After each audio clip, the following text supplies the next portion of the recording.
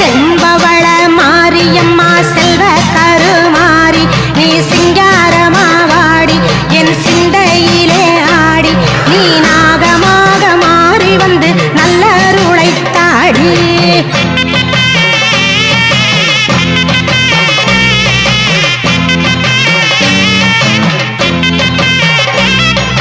நாகம் கூடை வீழ்த்த மகமாயி மாரியம்மா குங்குமக்காரியாம் அங்கைய கண்ணியாம் வேப்பிலை காரியம் வேர்காட்டு மாரியாம் அங்காளம்மா நாம் ஆனந்தவல்லியாம்